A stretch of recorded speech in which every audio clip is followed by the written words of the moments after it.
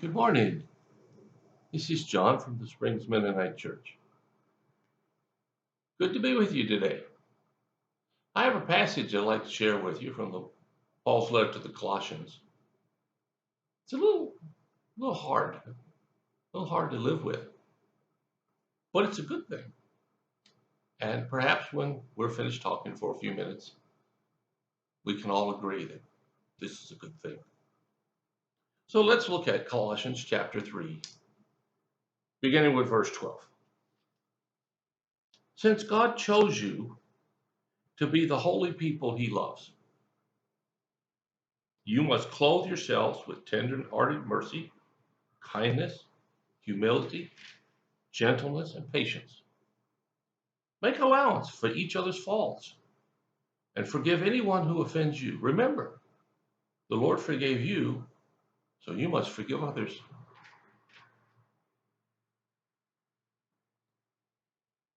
Let's take a look here.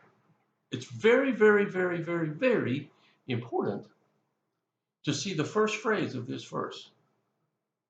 Since God chose you to be the holy people he loves. Since. The assumption here is you understand that God chose you.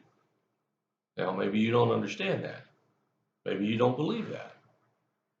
Okay, you can believe anything you want to. Everybody has a right to their own beliefs. But this passage says something very specific that I think is absolutely true. Since God chose you, he didn't make us by accident. You're not here because of crazy circumstances. You're alive and on this earth for a reason. Now, I don't know what your reason is. I'm not even real sure what mine is. Maybe one day when I get older, I'll figure it out. I haven't gotten there yet. I have a better glimpse now than I did a number of years ago, but still, nevertheless, the fact is God chose me and he chose you, wherever you are, whatever your circumstances, whatever your past, whatever you're doing. God chose you to be something, to be the holy people that he loves. You hear that? God chose you to be the holy people that he loves. In other words, he loves you, period. Maybe you can't understand that. Maybe you never thought about it. Maybe you don't even believe it. It's still true. He chose you in order to be the people that he loves. Now, how do we be that kind of a person? Well, that's what the rest of the verse says. It says, clothe yourselves with, in other words, put on, let this be your character. Let this be what covers you, what comes out of your mouth, what comes out of your life, what comes out of everything you do. Let you be clothed with tender-hearted mercy, kindness, humility, gentleness, and patience. Now note, there is nothing in here that says anything about being self-sufficient, self-centered, strong, or able to take on the world. You know, a lot of people think those are the most important characteristics. And I suppose at some level that might be, but it's not what God wants. Now, it's not to say you can't have those things, but it is to say there's something fundamentally more important than all those other things. And what are those things? Tender-hearted mercy. Boy, that's hard to live out. Someone hurts me, I want to hurt them back. Someone offends me, I want to offend them. Someone attacks me, I want to defend myself by attacking back.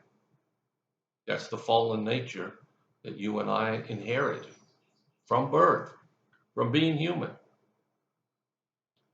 But God wants us to have tender-hearted mercy instead. Kindness, humility, gentleness, and patience. You see here, God's talking about someone who lives differently than what the world tells us to live. I know in our world today, I don't know how to say it, we want to brag. No, we don't brag about how many people we've helped, though there are a couple of people who do that, I suppose. We don't really brag about how much humility we have, though there are some. I remember a preacher one time who said, I've got this great sermon on humility. The only problem is I've never found a big enough audience to preach it to. Well, these are the characteristics that show the world that you are special. Forget about some of the other characteristics the world talks about. When you're dead, nobody's going to talk about those things. They're going to talk about and remember someone who was kind and gentle. I hear it all the time around here, people who passed on. They were a really kind person. Nobody ever has said they were really rich. Or you remember so-and-so, boy, they really knew how to bully people around. Now, some of those were probably here, but they don't get talked about very much. See, our legacy is who we are to the following generations, the examples we set for everyone else to see. And God wants us to set these examples: tender-hearted mercy, kindness, humility, gentleness, and patience. And then comes the final piece, which is really, really hard sometimes. Make allowances for each other's faults. You know, if you think that person has a problem, let me tell you something. So do you. And your problem is not necessarily better than theirs. So make allowances for it. Accept it. Learn to love people even if you don't agree with them. And forgive anyone who offends you because God forgave you first. You know, forgiving people is hard to do, especially when the hurt is large. But it's the only way to live in peace and in grace.